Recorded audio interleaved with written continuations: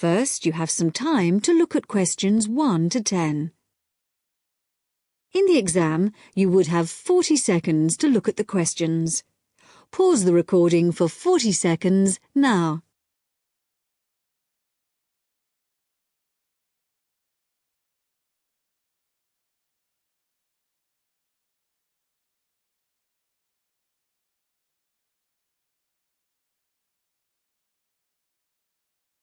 Now listen carefully and answer questions 1 to 10.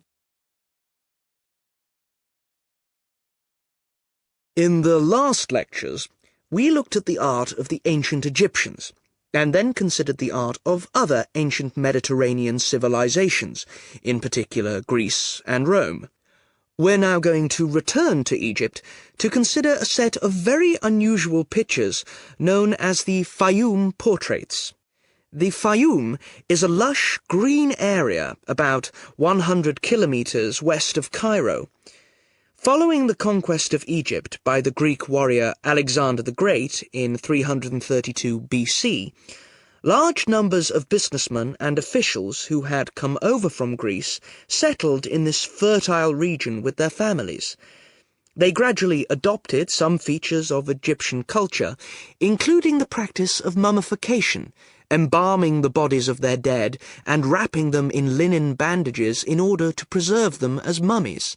The name actually comes from an Arabic word meaning an embalmed body. These newcomers made one distinctive innovation, though. After binding the mummy, they laid over the face a picture representing the person inside. The portraits look like oil on canvas, but they were actually produced using a technique called encaustic, where the artist applies pigmented wax to a wooden board with a small spatula. The Egyptologist William Petrie, who discovered many of these mummies with their accompanying portraits at the end of the 19th century, was convinced that they were actually done in the lifetime of the subject, rather than being painted after the person's death, as had been the case with older Egyptian paintings.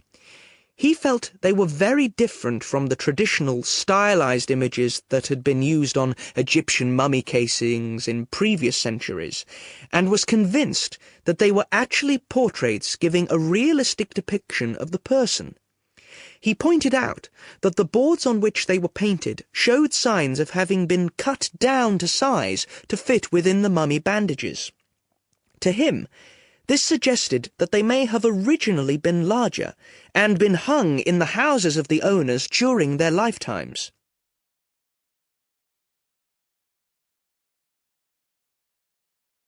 But more than a century after they came to light, nobody knew how far they were really depictions of real people, as against idealized portraits. Then a team from Manchester University decided to find out, by recreating the faces of Phyoum mummies in clay and then comparing the reconstructions with the portraits. The team was provided with skulls from 2 Phyoum mummies from the British Museum and given the information, based on X-rays and other evidence, that one of the mummies was of a 50-year-old man and the other was a woman in her early 20s. Armed only with this information, they set to work. First, they created copies of the skulls. Then they used clay to build up the facial muscles in order to reconstruct what the person looked like.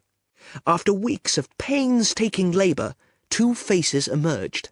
Only then were the 2 portraits revealed so that the match between the reconstructions and the portraits could be examined.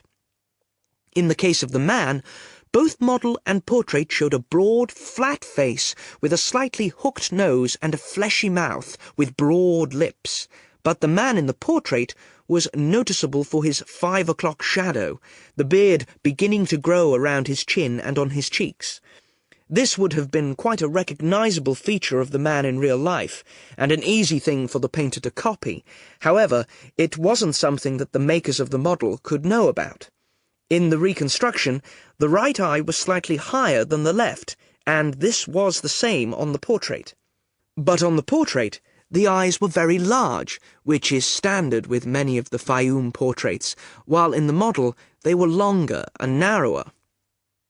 The portrait of the woman appeared to be even more of a standard type, with her large eyes, straight nose, and small mouth. These pretty feminine features suggested this could be an idealized woman's face, and yet it proved to match the reconstruction surprisingly closely. The proportions of the lower face corresponded, and so did those of the forehead, though in the portrait the eyes were closer together and larger than in the reconstruction. And in both cases, the head was set on a solid neck, suggesting a more powerful physique than you might have expected from these delicate features. So, overall, the similarities between the portraits and the models are too close to be accidental. The artists may have started from a standard picture, but attempts were made to modify this to reflect the characteristics of the subject, what gave the face its personal qualities. Obviously, this isn't much of a sample upon which to judge an entire genre of portraiture, but the researchers are convinced that, on the whole, the artists aimed to represent their subjects as they appeared in real life, whether this was flattering to them or not.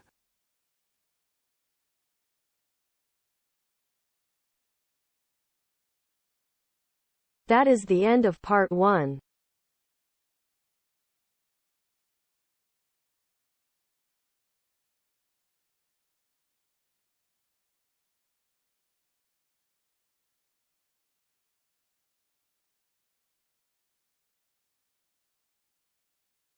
Now turns to part 2.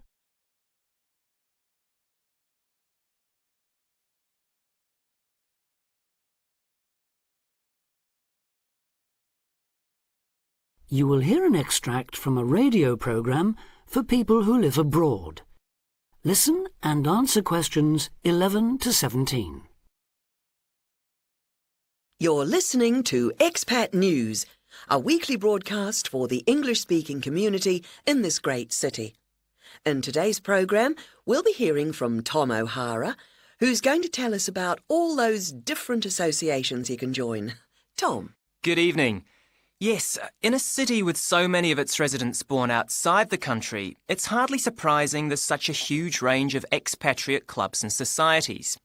And many of these, of course, are aimed at English speakers.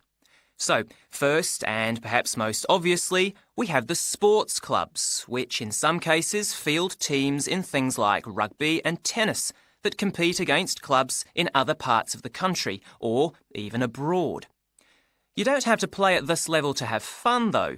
They can be just a great way to do some exercise, and of course to get to know other people, especially if you're new in town. The same can be said of the many hobby and interest clubs that have sprung up here. Everything from landscape photography, such as the Viewfinders Club in the Harbour District, or Focus on the Airport Road, to old favourites like stamp collecting. Remember that this country has a long tradition of unusual and perhaps even eccentric societies, so there should be something for everyone. A place where you can meet people of different nationalities with the same social and/or cultural interests as you. For those who may be interested in rather more than just friendship, there's a wide range of lively social clubs. Several singles associations organise dancing of various kinds, while for people in a real hurry, there's speed dating, in which everyone talks to everyone else for just 5 minutes. Then, at the end, they decide which of them they would like to meet again by ticking their names on a list. In complete contrast to these are the many religious associations, reflecting the diversity of faith groups present in this multicultural city. Many of them, of course, have their own places of worship. Perhaps also of interest to those who've come here from other parts of the world are the international and cultural societies. These often provide a meeting place for people from a specific country, China, for instance, and particular ethnic groups, such as Afro-Caribbeans. As in other major cities, we have here local branches of many charities with names familiar around the world.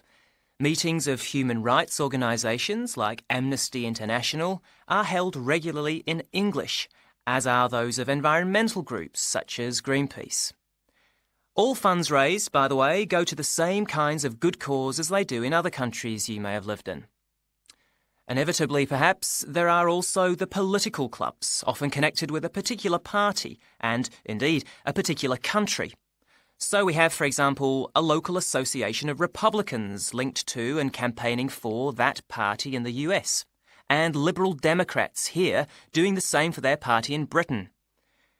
Finally, on a lighter note, there's plenty to choose from in the performing arts.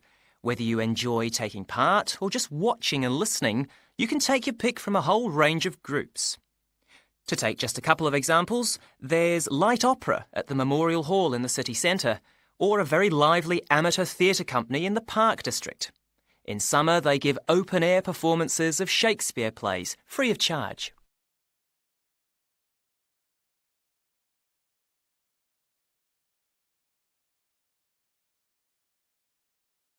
Now answer questions 18 to 20. I should mention at this point that clearly some districts have a higher concentration of English-speaking clubs than others, and that certain parts of town tend to specialise in particular activities. An obvious example would be the number of water sports clubs down near the river. Whatever the number, though, they usually have one thing in common. With the exception of a few associations linked to particular countries and supported by their embassies here, in the vast majority of cases, it is the individual members who fund them, so an entry fee or a subscription will be charged. You may be used to council-subsidised sports centres and the like in your home country, but I'm afraid that's not the case here. Assuming you can afford it then, you can be fairly sure that somewhere out there you'll find a club that caters for your own particular fascination. If it's very important to you and you intend to spend a lot of time on it, it might even determine which district of the city you decide to live in. In the unlikely event that you really can't find such a club, the solution is to try to persuade friends and anyone else you meet of the need for one. You could also use the local small ads on the internet to suggest the idea. You'll be amazed at just how many people share even the strangest interest. Then you can start your own. That is the end of part 2.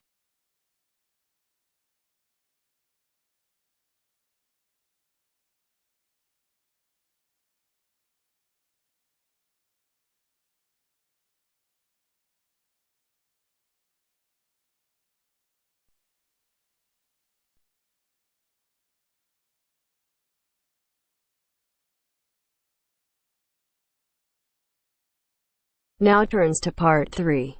Part 3. You will hear a woman talking about a number of different beaches to a group of tourists. First, you have some time to look at questions 21 to 25.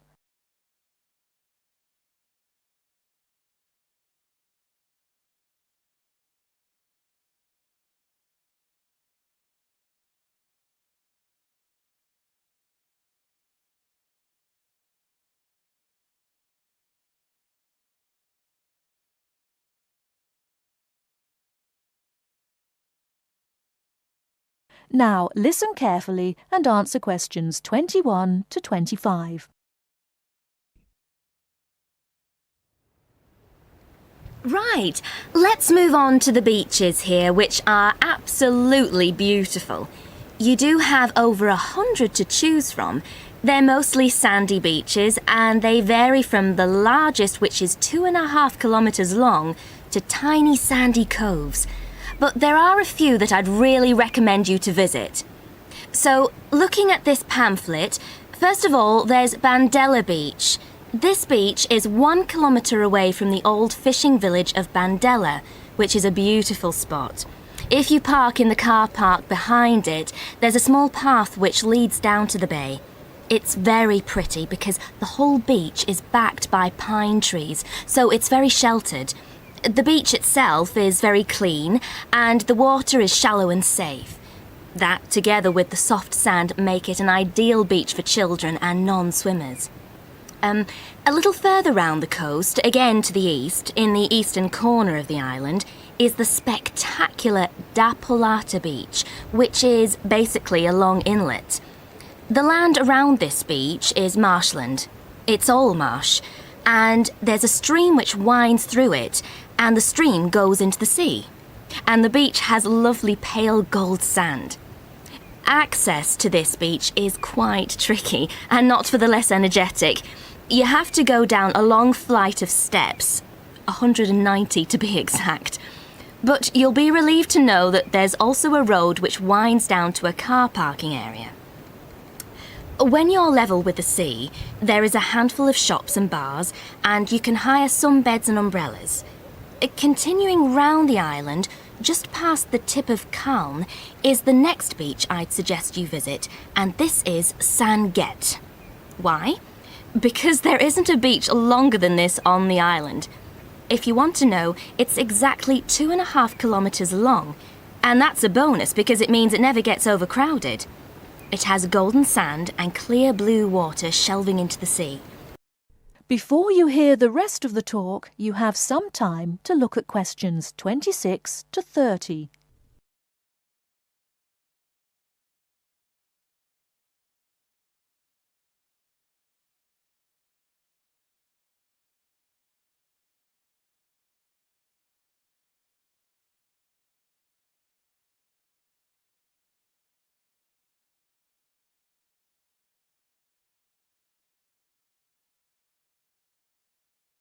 Now listen and answer questions 26 to 30.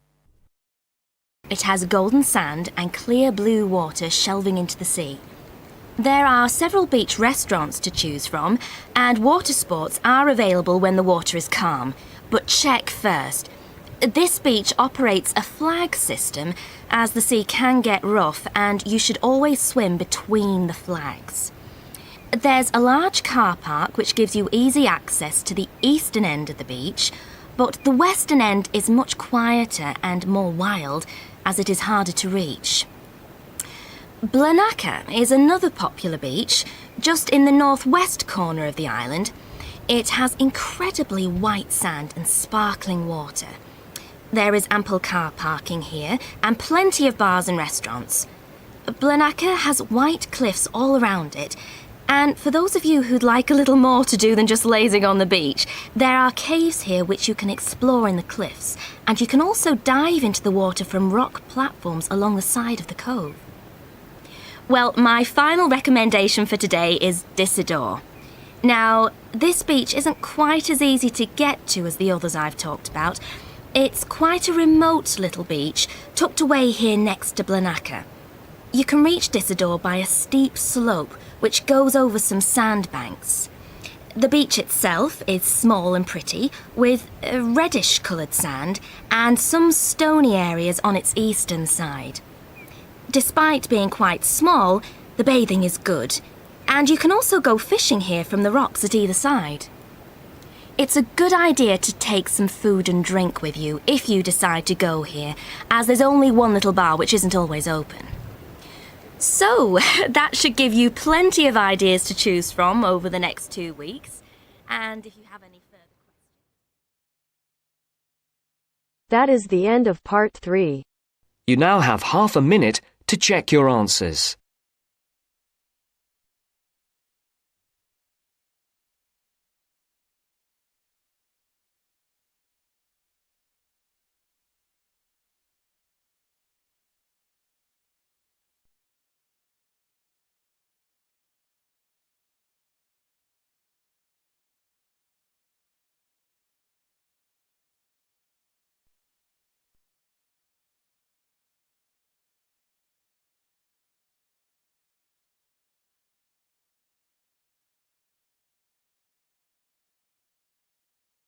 Now turns to part 4. Part 4. Listen to the introduction about Tower Bridge and complete the summary. First, you have some time to look at questions 31 to 40.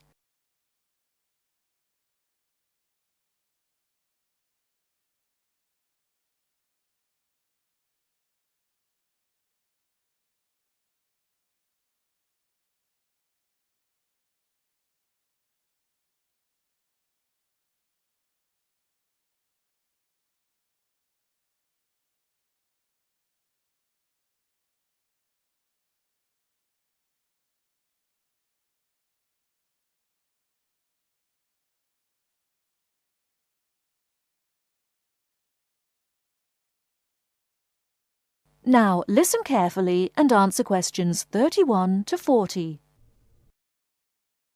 Tower Bridge is located in one of the most interesting parts of London. On either top of the tower, you can get a bird's-eye view of the wonderful scenery all round Tower Bridge. On its south side are many tall old buildings. On its north side stands the Tower of London itself. But Tower Bridge, the first bridge over the Thames, as you travel to London from the sea, is the most famous of them all. Although they look the same age, the tower is almost 1,000 years old, and Tower Bridge, which was built in the 1890s, is just over 100. Because of the tall ships up and down the Thames, it was proposed in 1850 that a bridge across the Thames near the tower was most necessary. However, the designers argued about the new bridge for about 30 years. They took so long because they had two big problems. One is that the new bridge must look like the old tower, and the other is that the bridge must not look like a modern bridge. They made it look like the old tower, so everyone was happy. Besides, the most surprising thing about Tower Bridge is that it opens in the middle, while big ships are going through to the Pool of London. If you're lucky enough to see the bridge with its two opening arms high in the air, you'll never forget it. The bridge took 8 years to build and cost £900,000, a lot of money in those days. But it was a wonderful success and became a famous tourist attraction in London on the day when the bridge was completed. 100 years ago, the Thames was once London's busiest traffic route, so that the bridge opened at least 12 times a day. Today, big ships don't go so far up the Thames. Tower Bridge opens perhaps only twice a week, but the same wonderful machinery is still in good condition. Green, yellow and red, the colourful wheels and engines look smart and new, not 100 years old. They still lift the two heavy opening arms, each 1,000 tons, leaving 70 metres for the ships to go through. And they still can open and close the bridge in 1.5 minutes. Things are changing greatly now at Tower Bridge. The horses that used to help with pulling have gone, and so have the tugs, for they're no longer necessary. The walkways from one tower to the other at the top of the bridge were closed years ago because so many people jumped off them into the Thames, which is said to open again soon. In addition, the beautiful wheels will be part of a special exhibition for the public to visit. There'll be a restaurant in one of the towers and a pub in the other. But whatever happens in its exciting future, Tower Bridge will always mean London. That is the end of part 4. You now have half a minute to check your answers.